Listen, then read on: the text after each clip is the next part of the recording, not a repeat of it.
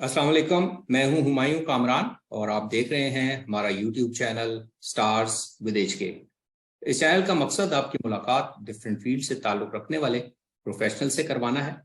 इसके अलावा आपकी मुलाकात ऐसी ऑर्गेनाइजेशन से भी करवाना है जो सोसाइटी और लोगों की बेहतरी के लिए अपने अपने शोबों में खिदमत अंजाम दे रही हैं। आज के इस सेशन में हमारी गेस्ट हैं मिस आलिया यासिर। ये बिहेवियर एनालिस्ट हैं और कराची में स्पेशल नीड्स बच्चों, पेरेंट्स और प्रोफेशनल्स के साथ डिफरेंट एस्पेक्ट्स पे काम कर रही हैं। आइए इनसे मिलते हैं और इनके बारे में मजीद जानते हैं। Thank you very much miss Alia Yasir कि आपने हमारे लिए टाइम निकाला and we welcome you at our channel. Thank you so much, Kamran Sahab, for inviting me and connecting with me and with parents, etc.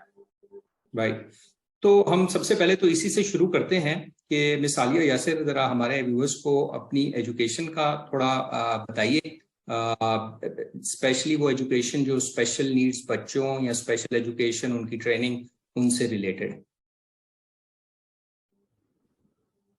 Ji, actually I am a BCAPA residing in Pakistan और it's a behavior analyst certification board training in applied behavior analysis. मैं actually there are only 3 BCAPAs in Pakistan right now total, जिसमें से मैं एक हूँ and मैं कराची में काम कर रही हूँ डायरेक्टली एंड ऑनलाइन भी।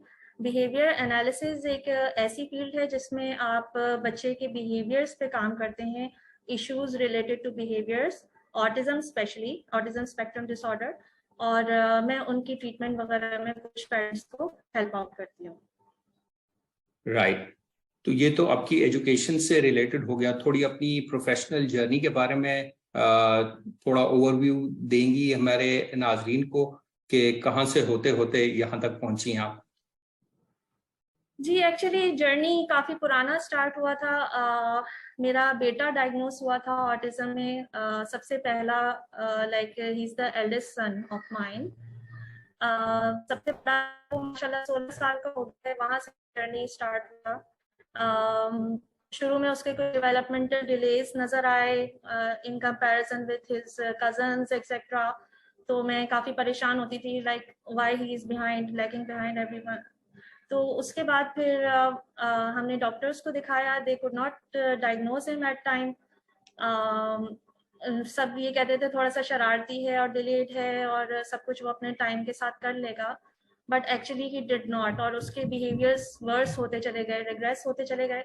Then finally he was diagnosed around the age of 3 with autism spectrum disorder, और वहाँ से फिर हमारी स्ट्रगल स्टार्ट हुई as a family. You know, like आपकी लिमिटेशंस होती हैं, आप आ जा नहीं सकते। हमारे बेटे का काफ़ी इशू था, like he was not talking at all, और वो भाग दौड़ करता था, बाहर भाग जाता था। जब भी हम कहीं जाते थे तो हम उसको कंट्रोल नहीं कर पाते थे, उसके बिहेवियर्स को, और हर बात पे या लाइक हर 2 मिनट बाद वो चीखता था। Then I started to realise I need therapist for him, और हमने बहुत सर्च किया, बहुत मुश्किल से अपॉइंटमेंट्स मिलते थे। We were actually based in Middle East, तो वहाँ पे तो बिल्कुल ही हमारे लिए कोई सपोर्ट सिस्टम नहीं था as family and as parents. तो हम ऑनलाइन सर्च करते थे, थेरेपिस्ट ढूंढते थे, और वहाँ से मैंने खुद सीखना स्टार्ट किया थेरेपीज। और जब मैंने ये देखा कि यू नो जब मुझे ही करना है main role as a parent, तो फिर मैं अपने आप को ही एजुकेट करना क्यों ना शुरू कर। Then I started with ABA। एक चीज ये पूछना चाहूंगा, इसका मतलब है कि आपकी अपनी फील्ड बेसिकली ये नहीं थी? नहीं। ओके, राइट, तो फिर आपको आना पड़ा। I am a major, I am a major in computer science basically, और मैंने मास्टर्स किया हुआ है कंप्यूटर साइंस में। So for him he was my inspiration basically to get into this field, और जितना मैं आती चली गई उतना मुझे पता चला कि अच्छा ये भी होता है, ये भी होता है, इसमें तो और एजुकेशन चाहिए, और मेरा इंटरेस्ट बढ़ गया।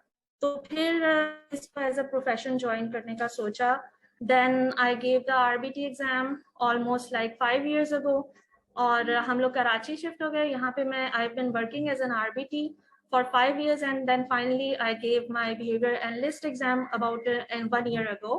और यहाँ तक पहुँच के मुझे लगता है कि लाइक कुछ मैंने अचीव कर लिया है, और प्लस मेरा बेटा भी अल्हम्दुलिल्लाह बहुत अब लाइक प्रोग्रेस कर गया है, और उसकी प्रोग्रेस इतनी अच्छी है कि मुझे लगा कि I am in the right field, in the right education, and ABA you know it mattered a lot for our family.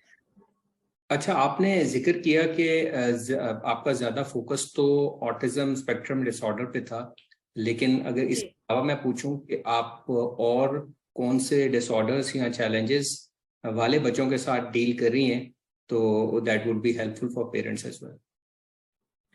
Ji, actually जो हमारी साइंस है अप्लाइड बिहेवियर एनालिसिस की, जैसे कि it is behavioural, so it is related to your mind actually and your behaviour towards the environment.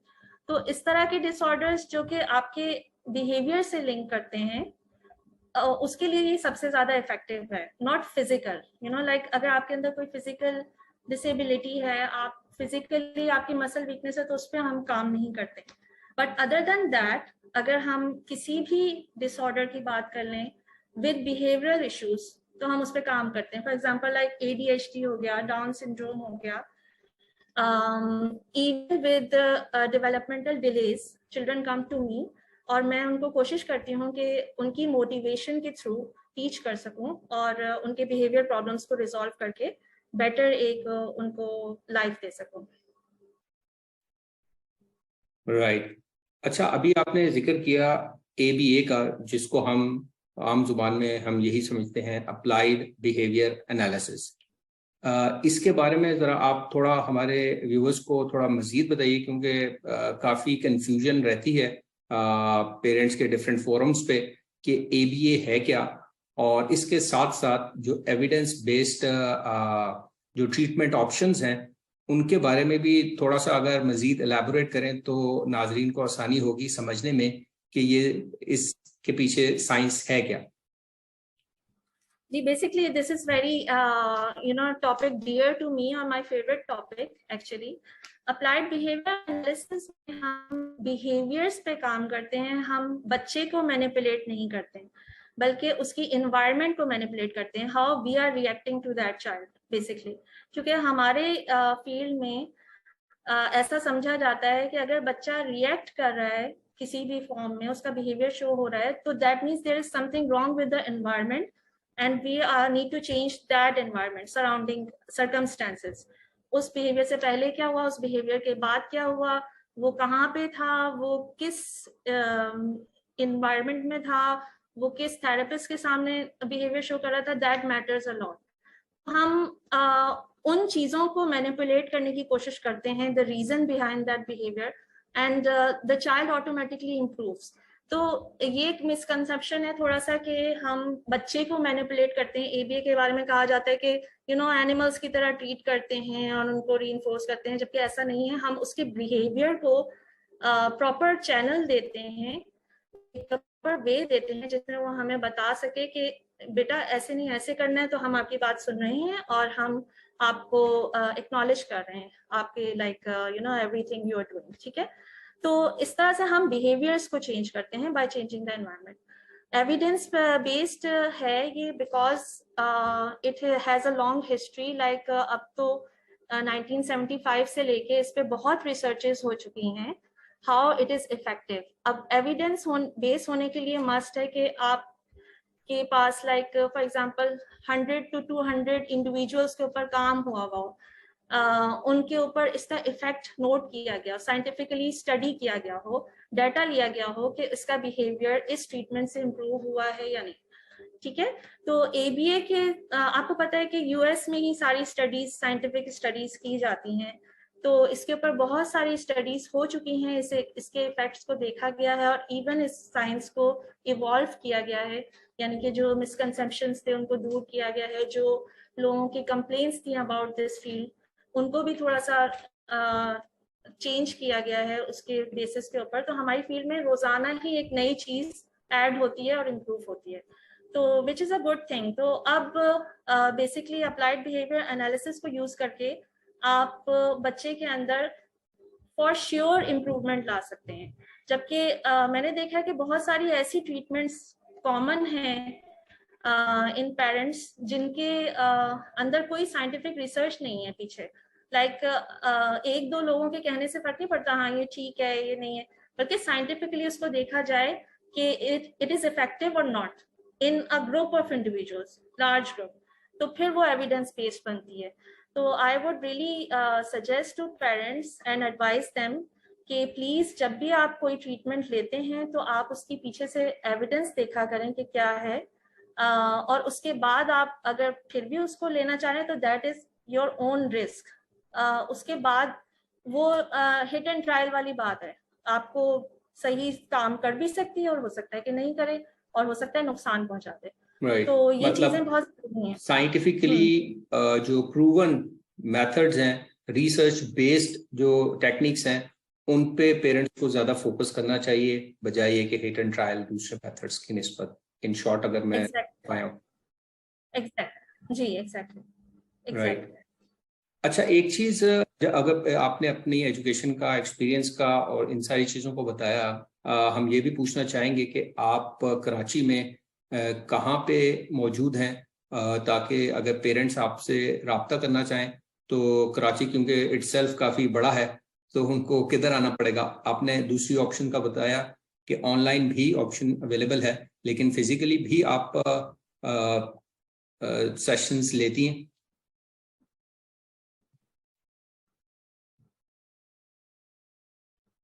जी, मैं बहुत limited,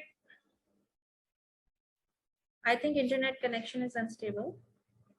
can you hear me? आ रही की आपकी आवाज? जी, जी मैं मेरा एक पर्सनल क्लिनिक है कराची में, गुलशन इकबाल में, ब्लॉक 4 में। वहाँ पे पेरेंट्स मुझे विजिट कर सकते हैं और मैं 1-on-1 बच्चों के साथ काम करती हूँ, और बहुत सिलेक्टेड और लिमिटेड बच्चों को लेती हूँ ताकि उनको प्रॉपर एक अटेंशन मिल सके सबको।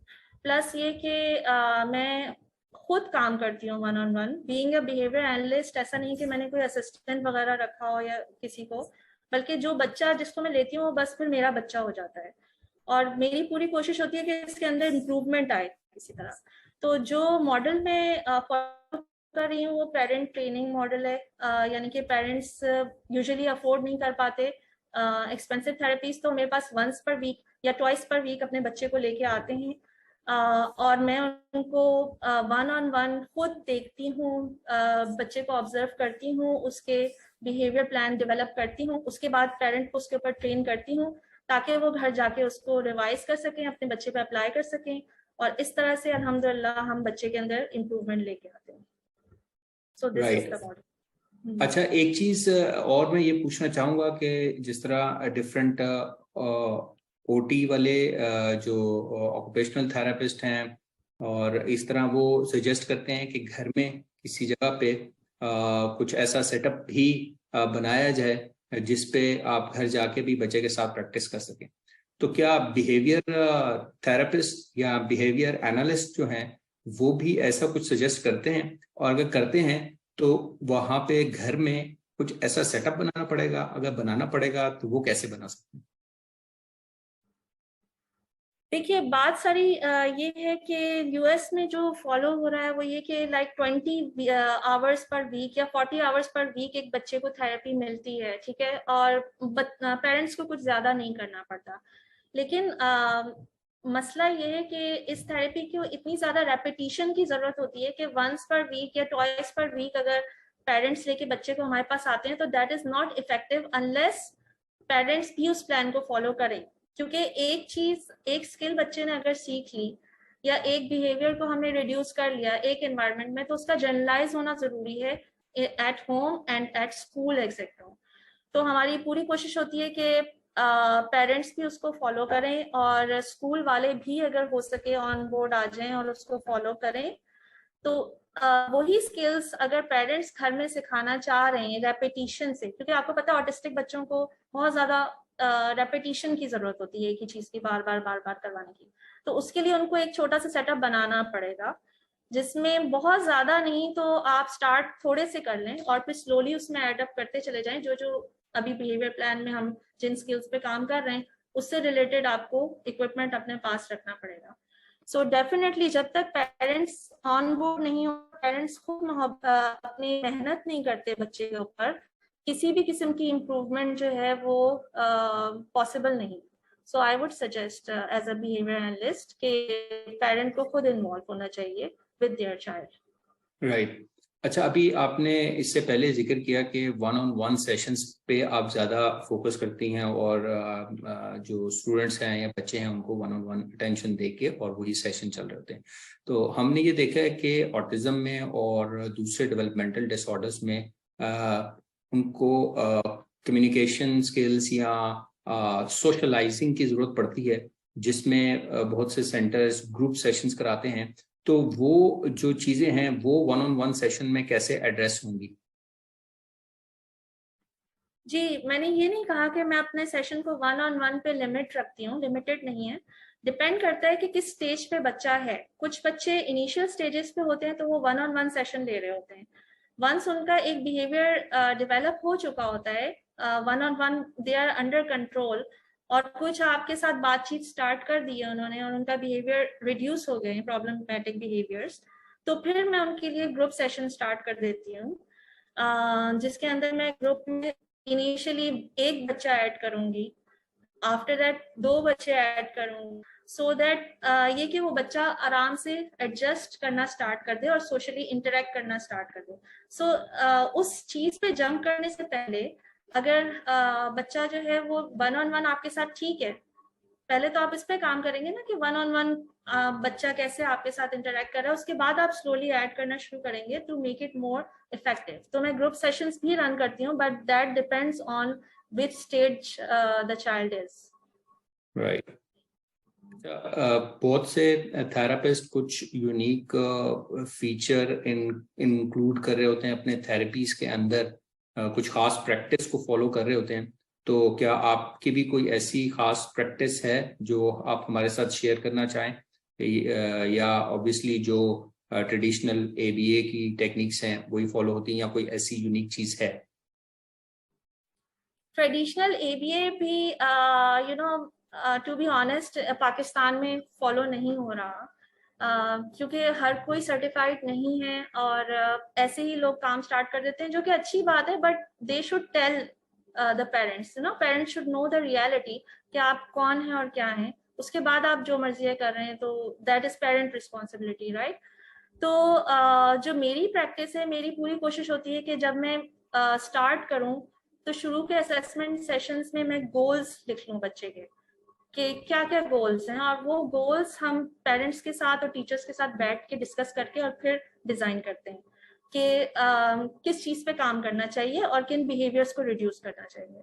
जब वो गोल्स हमारे पास एक प्लान बन जाता है तो उसके बाद हम उस पर डाटा कलेक्ट करते हैं प्रॉपर वे में। पाकिस्तान में आई डोंट थिंक कि सब लोग ये काम कर रहे होंगे, लेकिन डाटा कलेक्शन मस्ट है, असेसमेंट भी मस्ट है। असेसमेंट के लिए मैं असेसमेंट टूल्स यूज करती हूँ, जैसे कि एबल्स-R है, VB मैप है और AFLs है, बहुत सारे असेसमेंट टूल्स हैं जो कि हमें परचेज करने होते हैं और उसके थ्रू हम एक असेसमेंट रिपोर्ट भी तैयार करते हैं for giving it to parents. और उसके बाद उस प्लान के ऊपर काम करने के लिए पेरेंट ट्रेनिंग, जो कि सब लोग नहीं कर रहे हैं, फिर डाटा कलेक्शन, जो कि बहुत कम लोग हार्डली कर रहे हैं। डाटा के थ्रू हमें पता चलता है कि ये बिहेवियर रिड्यूस हो रहा है या नहीं, कौन सी स्किल इंक्रीज हो रही है या नहीं हो रही है। तो विदाउट दीज थिंग्स, यानी हिट एंड ट्रायल वाली बात है, वही बात है कि आप अंधेरे में तीर चला रहे हैं, वो लग गया तो लग गया और अगर नहीं लगा तो निशाने पे नहीं, तो वो उससे बच्चे का भी टाइम जाया हो रहा है और पेरेंट का भी टाइम जाया हो रहा है। तो this is the unique feature, and I don't think कि ये चीज ज्यादा लोग फॉलो कर रहे हैं इन पाकिस्तान, आई डोंट नो। अच्छा, ज़्यादातर जो मैंने देखा है कि मुख्तलिफ जो सेंटर्स हैं वो मुख्तलिफ चीज़ों पे फोकस कर रहे होते हैं बच्चों की जब लर्निंग एंड ग्रोथ पे। ऑब्वियसली दिस डिपेंड्स ऑन के बच्चे की अपनी रिक्वायरमेंट है क्या, लेकिन आपका इतना एक्सपीरियंस है तो ज़्यादातर जो आपके पास बच्चे आते हैं, तो एक ओवरऑल अगर मैं पूछना चाहूँ कि किन पॉइंट्स पे ज़्यादा फोकस करती हैं आप लोग के बच्चे की लर्निंग और ग्रोथ के हिसाब से अगर मैं बात करूँ, मतलब डिफरेंट बच्चों की डिफरेंट नीड होती है, लेकिन ओवरऑल अगर मैं बात करूं तो किन चीजों पे ज्यादा फोकस करने की जरूरत होती है आपको? अच्छा, आपके ख्याल में किन चीजों पर फोकस करना चाहिए ज्यादा? मोस्ट डेफिनेटली जो प्रॉब्लमेटिक बिहेवियर्स हैं, लाइक हिटिंग है, क्राइंग है, और लाइक सेल्फ इंजूरियस बिहेवियर्स, या he is destructive towards the environment. तो ज्यादातर मेरे पास जो बच्चे आते हैं वो बहुत ज्यादा खराब बिहेवियर्स के साथ आते हैं। तो पहला फोकस मेरा यही होता है कि उन बिहेवियर को रिड्यूस किया जाए। Before I start anything else, I target those behaviours. और जब वो हो जाता है उसमें, तो फिर उसके बाद मेरा फोकस लैंग्वेज और एजुकेशन होता है बेसिकली। लाइक उसको कुछ बोलना आना चाहिए, अगर नहीं बोलता तो कोई साइन लैंग्वेज वगैरह यूज कर ले, या फिर कोई कार्ड्स यूज कर ले, या फिर जेस्चर्स यूज कर ले अपने इवन।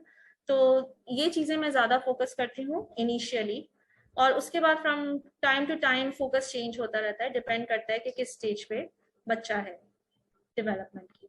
राइट। अच्छा, आपने जिक्र किया था कि पेरेंट्स की ट्रेनिंग वगैरह पे भी आप काफी जोर देती हैं, तो पहले तो बहुत सी जगहों पे पेरेंट्स को ऑब्जर्वेशन के लिए भी काफी मसले मसाइल का सामना करना पड़ता था। हमें पेरेंट्स काफी शिकायत करते थे पहले। अब थोड़ा सा सिनेरियो आहिस्ता आहिस्ता चेंज हो रहा है। तो ऑनलाइन तो ऑब्वियसली एवरीथिंग इज ओपन। तो जो फिजिकल सेशन होते हैं, आपके ख्याल में मतलब ऑब्जर्वेशन पेरेंट्स को कराने में कुछ हेजिटेशन होती है कभी कभी सेंटर्स की तरफ से या थेरेपिस्ट की तरफ से? तो आपका उसके ऊपर क्या व्यू? मेरा तो देखिए बेसिक फोकस पेरेंट ट्रेनिंग ही है, बट मैं ऐसा नहीं करती कि मैं फुल सेशन उनको लाइक ऑब्जर्वेशन करवाऊँ। मैं ऑब्जर्वेशन जरूर करवाती हूँ, but it's partial, like for example मुझे खुद भी एक वन ऑन वन देखना होता है बच्चे को कि हाउ ही इज गोइंग, और उसका बिहेवियर चेंज हो सकता है, जिसको कहते हैं हम रिएक्टिविटी एबीए में, कि अगर कोई और ऑब्जर्व कर रहा है तो he has a different behaviour in front of that person. So मैं कुछ इस तरह से करती हूँ कि मैं एक स्लॉट पेरेंट्स के लिए रख लेती हूँ कि इस स्लॉट के दरम्यान में आप ऑब्जर्व कर लीजिए, या फिर मैं एक फुल सेशन में से 15 मिनट्स या 20 मिनट्स पेरेंट्स को कहती हूँ कि आप आके ऑब्जर्व कीजिए, ये हमने नई चीज सीखी है और ये आप इम्प्लीमेंट इस तरह से करें। तो मेरा तो बेसिक काम ही पेरेंट ट्रेनिंग है, तो observation is must. But I would say कि child should not be dependent on observation. कभी कभी ऐसा होता है कि बच्चे जो हैं वो उनके सामने डिफरेंट तरह से रिएक्ट कर रहे होते हैं, और टीचर के सामने डिफरेंट तरह से रिएक्ट कर रहे होते हैं। इसी तरह से मे भी उनके होने से वो उनके होने के आदी हो जाए, मतलब लाइक पेरेंट के सामने ही हमने करना है और टीचर के साथ अकेले नहीं करना। तो इस वजह से मैं दोनों ही चीजें रखती हूँ, वन ऑन वन अकेले भी रखती हूँ, ग्रुप में भी रखती हूँ, और विद पेरेंट भी रखती हूँ। तो ये सब कुछ ही मेरा कुछ इसमें इन्वॉल्व करने का होता है। राइट। अच्छा, एक क्वेश्चन जो हमसे पेरेंट्स कहते हैं कि ये लाजमी पूछें पेरेंट्स से, सेंटर से, वो है सेशंस की फीस के बारे में और चार्जेस के बारे में।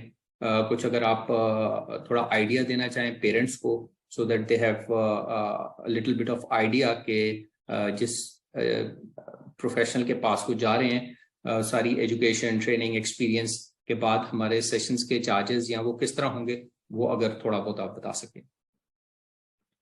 जी, एक्चुअली मेरे चार्जेस थोड़े से हाई हैं। Being a behaviour analyst, I charge 5,000 rupees per our.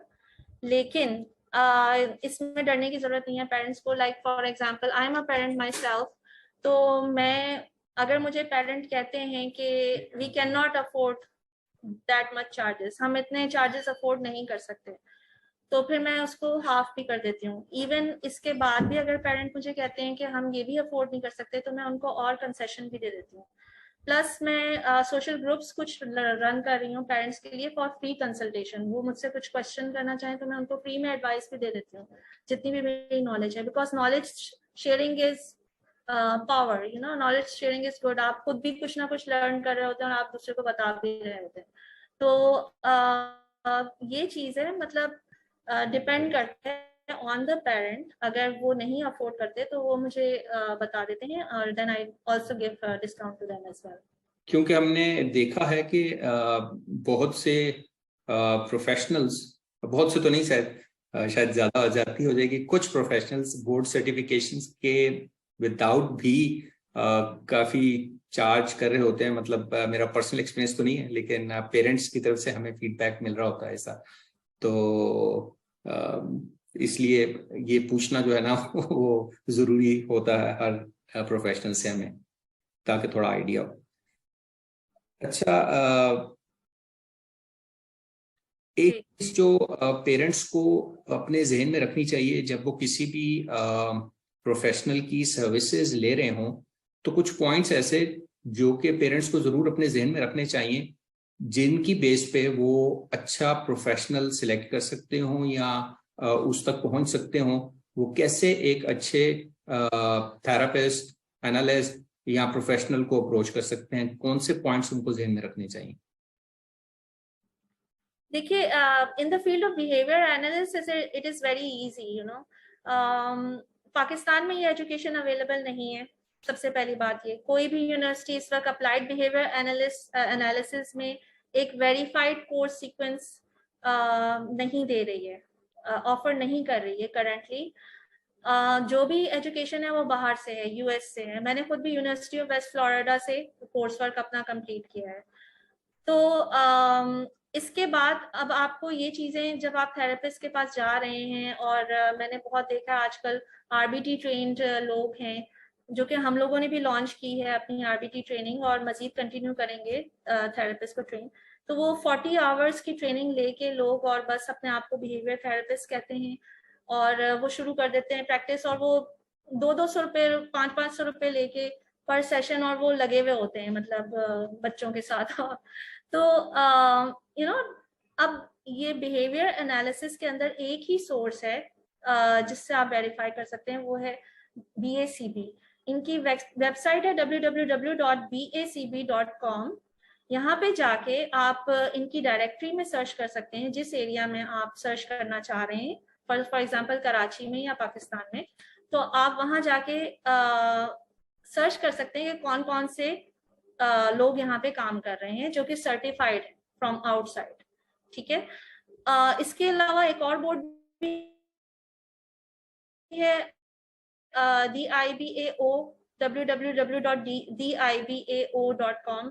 सो मैं उसकी भी मेंबर हूँ। I am international behaviour analyst as well. ये लोग भी बहुत अच्छा काम कर रहे हैं। ये अपनी डायरेक्टरी मेंटेन रखते हैं फॉर सर्टिफाइड प्रोफेशनल्स।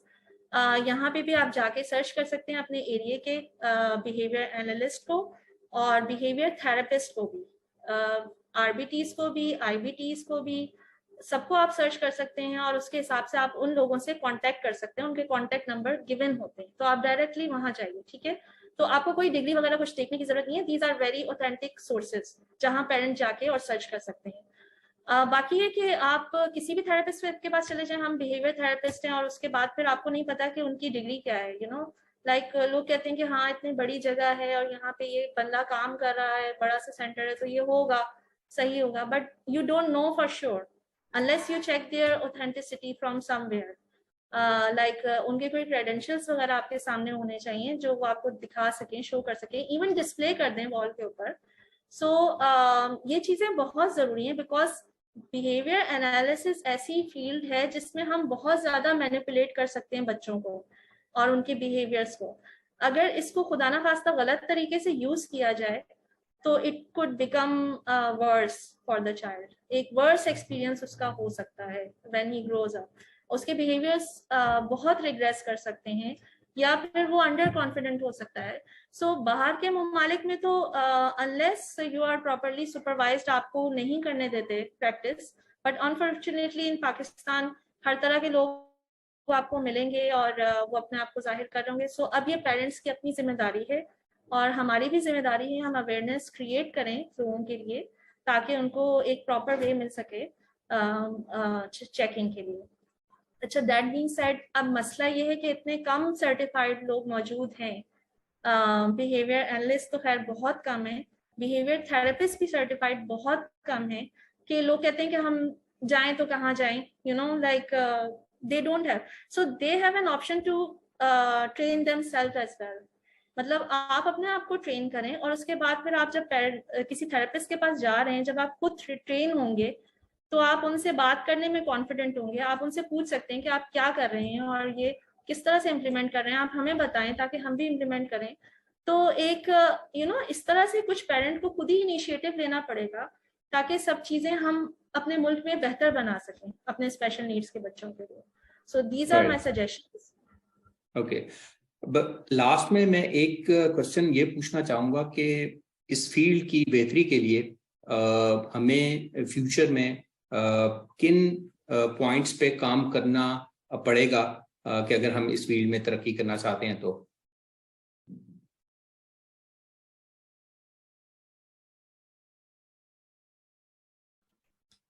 जी आपको मेरी आवाज क्लियर आ रही है? जी आ रही है। पॉइंट यही है कि we as a society are basically regressing ethically. हम लोगों को खुद अपने एथिक्स ठीक करने होंगे सबसे पहले, each one of us individuals, ठीक है। उसके बाद ये कि हमें बेटर इंडिविजुअल्स को ट्रेन करना पड़ेगा। फॉर एग्जाम्पल अगर हम किसी थेरेपिस्ट को ट्रेन कर रहे हैं तो उसको प्रोफेशनल कंडक्ट में भी ट्रेन करें, उसको कुछ वर्क एथिक्स में भी ट्रेन करें, how to deal with parents, care givers, उनके इमोशंस के साथ सामने रखते हुए उनसे कैसे बात करनी है। या फिर हम जब हम उनको सिखा रहे हैं बिहेवियर थेरेपी तो हम थोड़ा सा सीख के भी जो है ना एक रूडनेस आ जाती है प्रोफेशनल्स के अंदर। This is what I saw. So हमें अपने एथिक्स पे काम करने की जरूरत है to create a better society. Each one of us individual, चाहे वो बड़ा प्रोफेशनल है चाहे छोटा प्रोफेशनल है, even parents, they should also follow those ethics when they are talking with someone। तो एक काम डाउन होके और थोड़ा एंगर को अपने कंट्रोल करके बात करना बेटर रहेगा for specially betterment of our education. So this is my suggestion. Inshallah I will try it. I am working towards betterment। हम जो पेरेंट्स के लिए ट्रेनिंग निकालते हैं वो फ्री में होती है, 40 आवर ट्रेनिंग, और प्रोफेशनल्स के लिए भी नॉमिनल चार्जेस होते हैं। और उसमें मैं खास तौर पे इस चीज पे ध्यान देती हूँ कि आपका कंडक्ट कैसा होना चाहिए जब आप बात कर रहे हैं किसी से, तो इस चीज पे आप फोकस करें। राइट, तो थैंक यू वेरी मच जी। इसी एडवाइस और सजेशंस के साथ हम we are at the end of our interview. Thank you very much miss Alia Yasir दोबारा कि आपने इतना टाइम निकाला। एंड हम उम्मीद करते हैं कि ये इन्फॉर्मेशन जो हमें आपके बारे में, आपके काम के बारे में मिली है, ये पेरेंट्स को डिसाइड करने में, अप्रोच करने में ज़रूर हेल्पफुल साबित होगी। तो थैंक यू वेरी मच।